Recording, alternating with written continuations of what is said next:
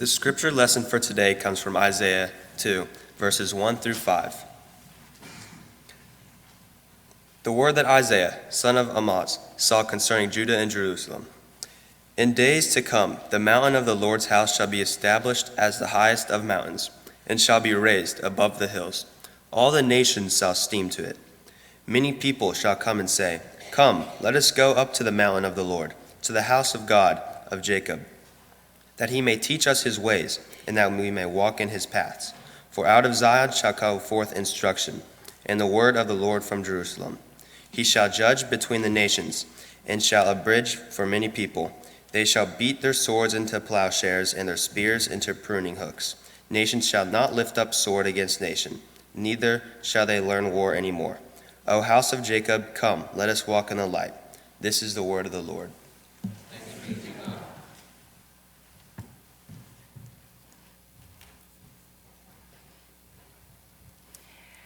Advent is the season of waiting, of looking forward.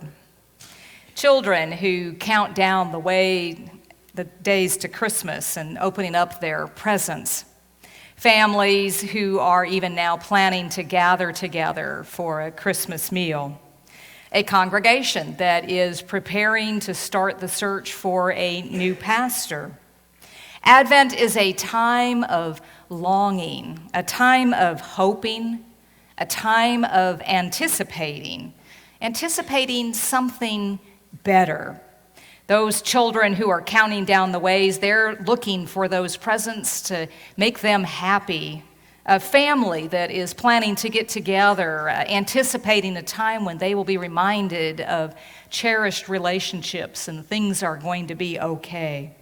A congregation looking forward to the future with a new pastor who is going to reboot the church and start the next chapter in the history of the church, or perhaps just go ahead and show that interim pastor to the door who has been making you do all of that work.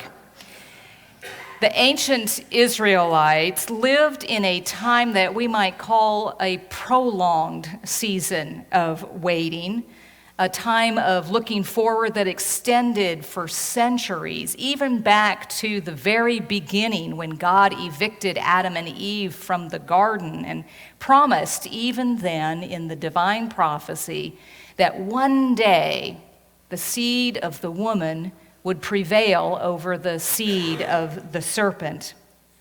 This is a time much longer than a time when children are looking forward to Christmas. There was no Christmas at that time. That God would come as a baby in a manger would have been unimaginable to the ancient Israelites. They were waiting on a conquering hero, someone that would bring revolutionary zeal and conquest to their oppression and suffering. The ancient Israelites lived in a season of waiting that was much larger than a family waiting to gather for Christmas, a time of eating food and watching football. Some of you may feel like football is a religious experience for you, but a Hail Mary pass means something quite different in God's playbook. The ancient Israelites lived in a time of waiting and longing that was a little bit larger than a congregation waiting for the new pastor to come. The coming of Christ on that first Christmas was a time that was more involved than just rebooting an individual congregation or starting a new chapter in a family of faith's history. Christ came to reboot history itself. To those ancient Israelites, people who are not unlike us in our self-aggrandizement, in our self-centeredness, in our selfishness, to those ancient Israelites who lived in a world, sadly, that is not that unlike our own in its violence and its injustice, the inequities, and all of the things that we continue to perpetrate against each other in oppression and suffering. To those ancient Israelites, God gave a glimpse through the prophet Isaiah of something better.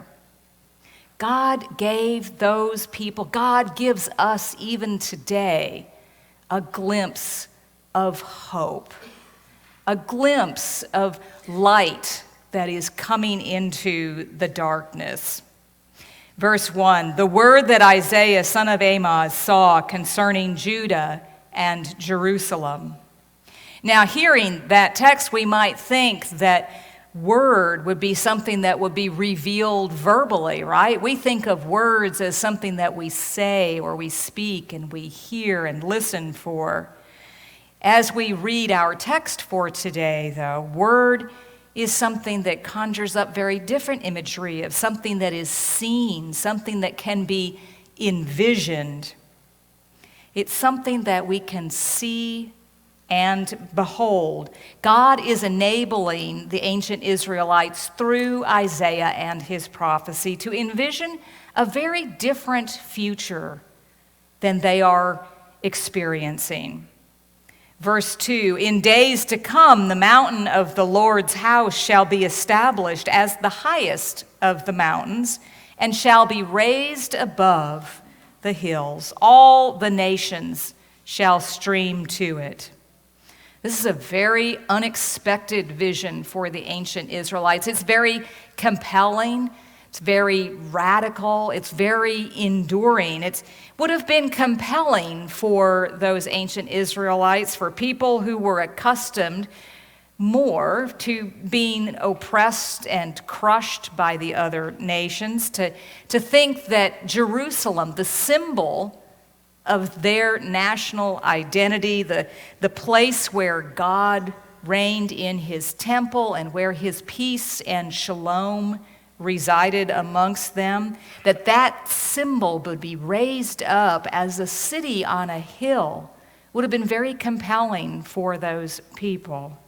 It would also have been very radical for them to have heard this vision. Radical for people who are identifying themselves as God's chosen people, and by that meaning that they would be set aside or segregated. To be chosen as God's people meant that they were separate from the nation, set aside to be holy as God is holy.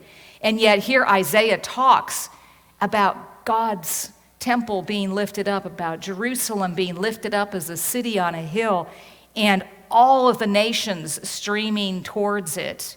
This is something that they would not have expected, something multicultural and multilingual and multiracial, something very radical for them. It's an enduring vision that we still recognize. It's in our DNA as well. We recognize as Americans this metaphor of a city on a hill coming from the very earliest days of our history, when the first immigrants landed and preached about America being a city on a hill. That comes from the prophet Isaiah, something that they latched onto, that America could be a beacon of light in the nations, and that those people who first came here seeking to flee the oppression and the suffering from whence they came, the people who were trying to escape the kind of political or religious persecution that prompted them to make that dangerous crossing. That's something that we still as a country aspire to, even if we these days are no longer able to live up to that aspiration. Verse 4, he shall judge between the nations and shall arbitrate for many peoples. The vision that Isaiah is sharing with the ancient Israelites is something that they would have been familiar with, would have resonated with them. There's a lot of imagery in the Old Testament about God being a God who judges the nation, and there's imagery of being in a courtroom like he describes here, of a time when all of the nations would come to God with their grievances and God would judge amongst them. It's an image that you and I, all of us here today, can actually go see on any given day in downtown Orlando if we were to go into one of the large arraignment courtrooms, and we would see uniquely here in Orlando, if we close our eyes, what this might actually sound like and be like. 75 million visitors come to Orlando. That was what they said last year. I'm sure it's more this year. And a small fraction of those visitors come and commit some kind of mischief. And a portion of those who come seeking a holiday or a break from the routine end up, while they are here, being victimized by that kind of mischief. And so all of those people come to the local courts. And if you close your eyes, you can hear a sense of this. And people who sometimes ask me, what does the call to ministry look like to you, Melanie? Well, here's one of the ways that it looked like. Is standing in the courtroom, and instead of paying attention to what I'm supposed to be doing as a prosecutor, closing my eyes and going, I wonder if this is what it sounds like from what Isaiah prophesied when all the nations would come together, as I listened to all of those people coming in, and we would call them camel and tent days for a reason, because everyone's coming in with their camels and their tents and their families and their Farsi-speaking nephew to translate for them with all the different languages of people who come here to this area. Those people looking in Isaiah's vision, not to be sent to jail or to be paying a fine, but as Isaiah describes, to be judged by God in a way that allows them to set aside their hostility and their enmity towards one another.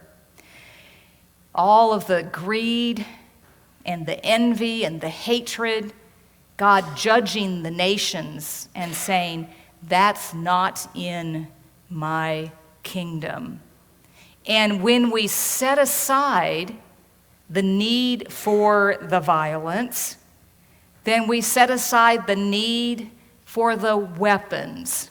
And Isaiah continues, they shall beat their swords into plowshares and their spears into pruning hooks. Nation shall not lift up sword against nation, neither shall they learn war anymore. Isaiah describes a time when the conversion of hearts will lead to a conversion of economy. Instead of people taking up instruments of warfare, instruments of taking life, Isaiah proclaims that God's coming kingdom would be a place where people would take up implements of sustaining life. Now, we might read this today or hear it preached today and say, well, that's just a dream. Isaiah's vision is just a dream, and kind of a disparaging description of it. We would say, that's absurd. Only a fool would preach that kind of prophecy. Only fools would believe in that kind of hope.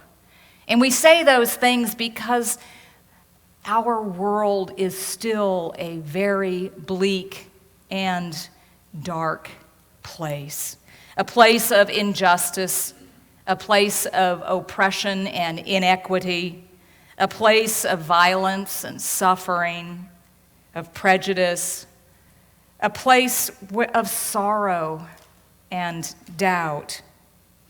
Hate is on the rise, sanity is on the ropes, and faith is decidedly unfashionable in our world. And yet Advent proposes something very different. Advent proposes the impossible of a divine baby born in a manger, a baby born to die for us at the cross, and then raised again as the first fruits of eternal life.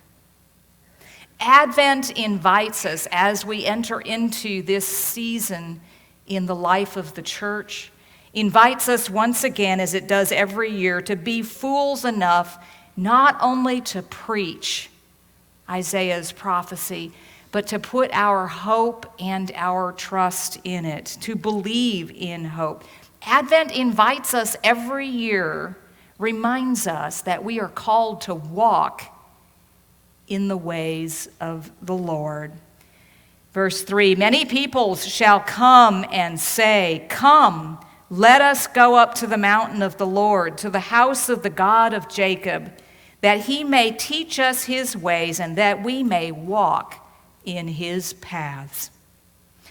We who look back from this side of the cross, look back from this side of Christmas, we know that the word that Isaiah describes here is the word that came into the world to be the light of the world. That same word that came to dwell as us, for us, with us, among us, to be for us. That word that was Jesus that came at Christmas, to be the light that would shine the hope in the darkness of that world so long ago in which Isaiah lived, in the world of the time when Christ came at Christmas, in our world still today. O house of Jacob, come, let us walk in the light of the Lord. Come, let us walk. Hope is an invitation. Hope is an invitation for us to begin to walk in a new direction. Not a directive, not something that says we must do something. Not an admonition that says we should do something. Not a lecture that tells us what will happen if we don't or didn't do something, but an invitation. Come, let us walk. We live out our faith. We put our hope into action when we choose to walk in the light of the Lord. Amen.